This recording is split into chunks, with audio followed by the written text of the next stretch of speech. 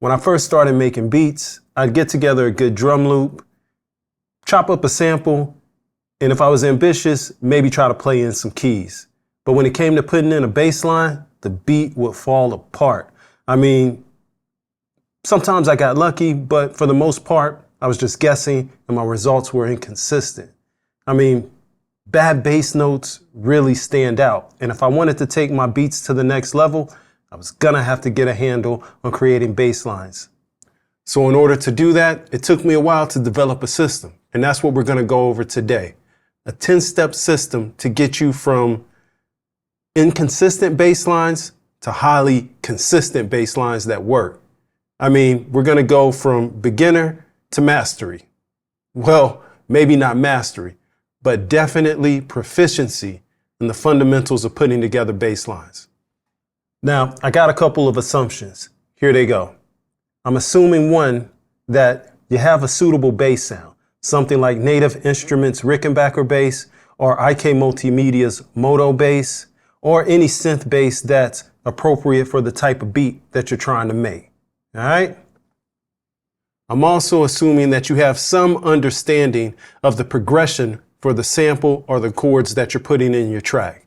For example, if you're dealing with a loop, the loop usually has the key signature in the loop file name, so look for that. If you're dealing with commercially released music, do a Google search for key signature and chords of whatever the name of the song is. All right, once you've identified the key of the sample or the chord progression that you're using, I would then go and download some piano scale charts. You can go to pianoscales.org and check out what they have there. They should have all the scales that you need, minor, major, what have you. Here's a scale chart I put together for the sample that we're going to be using today. We're going to be in A minor, and you see we're starting here. I have the A that's a little bit larger, and I'm giving a number to each one of the notes in the scale, starting with A being 1, B being 2, C being 3, so on and so forth, until we get back to A again here, and it has this little octave sign here. That's what the 8VA stands for. That just means it's the same note, just played at a higher pitch. All right. Another thing you may want to look at, you could take a screenshot here, is that I have a chord diagram that corresponds to each one of the numbers here. So number 1 will always be a minor chord. If you look at number 5, that's going to be a minor chord if you're in a minor scale. All right. So take a screenshot of this, use it if it's useful. If you change to any other minor scale, you're going to see that these keys will correspond to the numbers starting with the roots and then going all the way up to the 7th and starting over with the root, which will be a 1 and a 1. All right. Unfortunately, if you don't have the key signature and the file name, or you can't find it online, you're going to have to take a little time, go bar by bar, or at least one measure at a time, and try to find the fundamental of the chords playing within that measure. Extrapolate that 2, 4, 8 bars out, however long your sample is. Then come back here and you can apply the tips that we're about to go through. All right, let's jump into it. Tip number 1, lock down the rhythm. That way the rhythm of the bass line also corresponds with the sample that you're using. So let's take a listen to the sample that we're going to be working with today.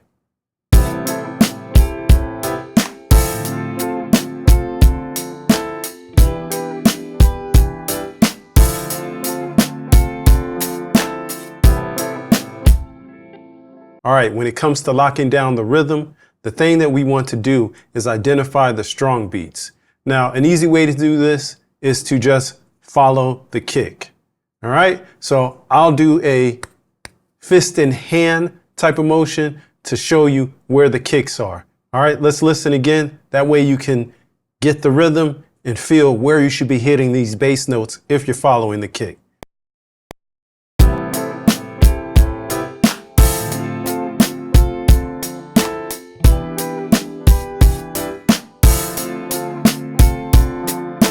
All right, the other thing that you can do if you're trying to find the strong notes is to follow the chord progression. So now I'm going to give you some air keys 2 hands for the strong notes, 1 hand for the notes that are a little less strong but are still there and are options for you to place rhythm.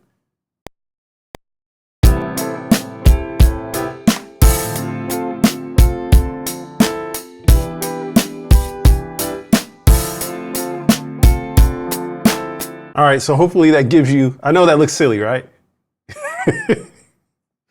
But I wanted to give you some visual representation in regards to where to find those strong beats. All right, cool. Tip number 2, now that we know where the strong beats are and where to place our bass notes to correspond with the rhythm, let's say you're just not ambitious with flying all over the keyboard. Cool, that's great. We should use that as a strength. What we're going to do is focus only on the root note of the whole key of the sample. So this sample, everything is based off of A minor. So what we're going to do is just keeping in mind the rhythm. We're going to use the A note, and that's all we're going to play. We're going to play it along with the strong beats of the kick. All right, here we go.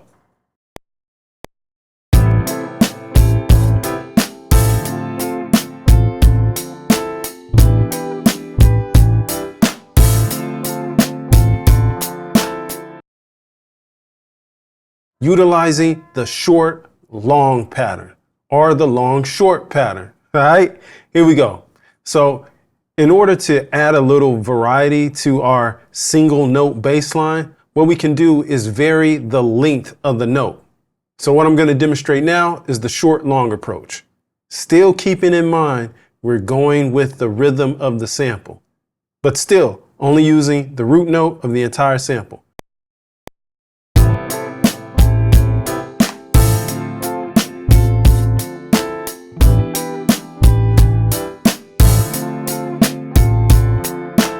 All right, now we're going to flip it. We're going to do long, short.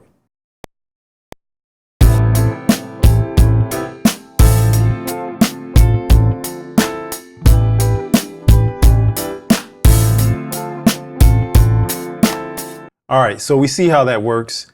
It's functional, but it doesn't have enough harmonic variety. So the next step, or the next tip that we're going to go into, is using fifths or eighths. All right, let's go over here, take a quick look at, here we go, the A minor scale. And we see, like I said, we've given numbers to all of the note names. So if we're using a fifth, what we're going to do is basically count up what number 5 corresponds with the E note. In the 8, again, like I said, the 8 VA just means the octave. That just means we're going to play the same note a pitch higher. So let's go ahead and check this out, just playing the fifth. So we're going to alternate between A and E.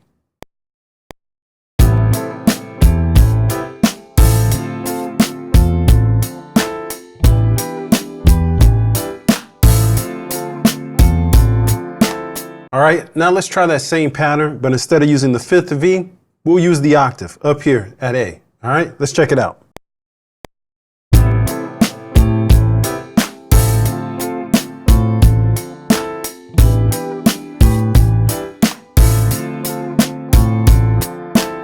All right, now you understand using the fifth and the eighth, the octave.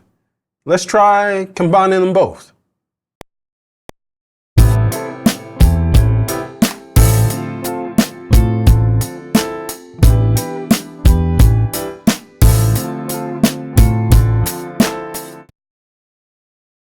All right, guys, let's move on to tip number 5, and that's going to be following the chord progression. Let's just jump over here. So the chord progression that we're using today is an A minor 7, D minor 7, E minor 7, back to a D minor 7. So that just lets us know when those chords play, we're going to play an A. Then when the next chord plays, we'll play a D, then an E, then a D. We'll have to listen for the harmonic changes, but we know what fundamental bass notes to play. So all we're going to do here is just play the bass notes of the chord progression as it goes along.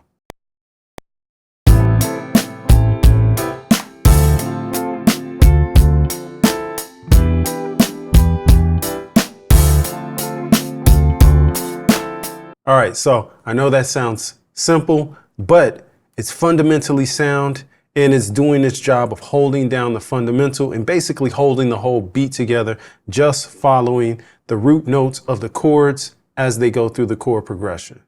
Hey man, if you made it this far, do me a favor. Like and subscribe. Appreciate you. All right, so tip number 6 is going to be similar to tip number 4, but instead of adding the 5th or the 8th, what we're going to do is we're going to follow the chord progression, and for each chord, we're going to add the 3rd. So, like I said, the chord progression is A, D, E, D. All right, let's jump into the scale chart, and we can see the first note or the first chord is A minor 7. So we're going to start with this A. And if we're going to add the 3rd, we just say this is the 1st, 2nd, the 3rd is C. So C is the 3rd of A, and then we move to D. We'll go 1, 2, 3 to see that F is the 3rd of D. Then when we go to E, we'll go 1, 2, 3. We'll see G is the 3rd of E. All right. And then we'll go back again. Since the last chord is D, we'll do again F is the 3rd of D. Got it?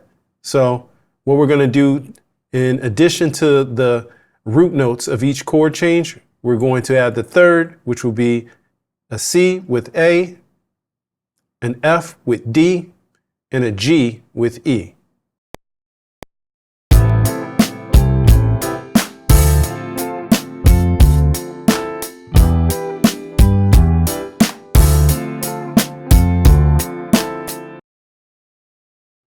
All right, now we're on to tip number 7, and I call this one below. So basically, let's go back into our chord chart, our scale chart here, and basically, we're going to follow the chord progression again, but we're also going to add a note 1 below our fundamental root tone. So we're on A, we're going to add a G, not add, but we'll also play a G. And then when we go to D, we'll play a C as we go through the progression. And as we play an E, we'll play a D as we go to the progression. So that's basically adding a little bit of variation to just pick up into the target note that we're going to.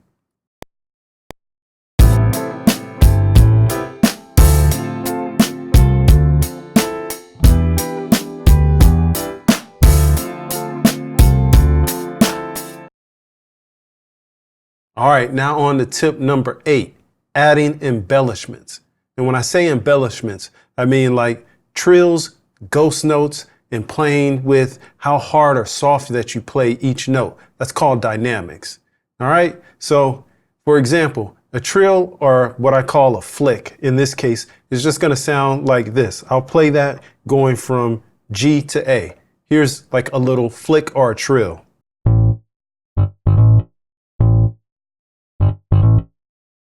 All right, so that's just trilling up or stepping up to the target note. The other thing that we want to do is maybe just play with some ghost notes. So,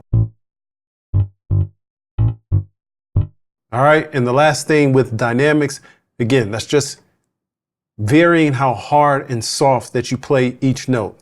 Some of the ghost notes should be played soft. If you really want to feel the ghost notes, you play them a little harder. Let's demonstrate something where I'm adding all 3 of these embellishments in. It's going to be a little overkill, so I suggest that you use them sparingly.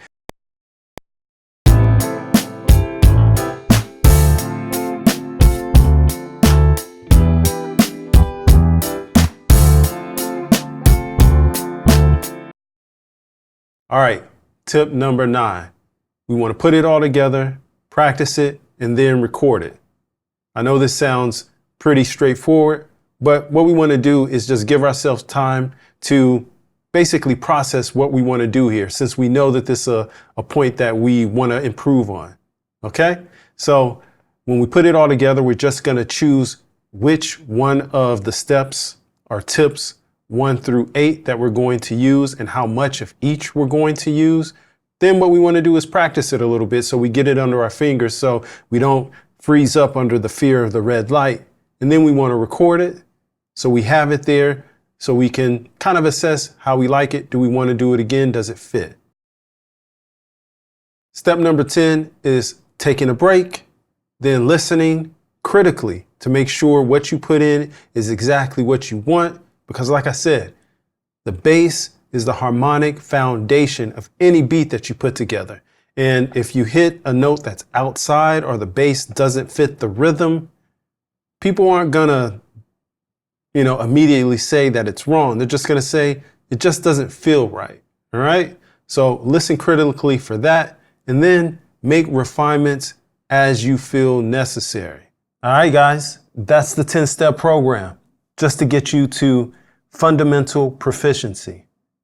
Drop a comment down below to let me know what you think. Did you love it? Did you hate it? Did you already know it? Do you have tips of your own? If you have tips of your own that I missed, definitely put them down in the comments. All right? Till next time, stay up.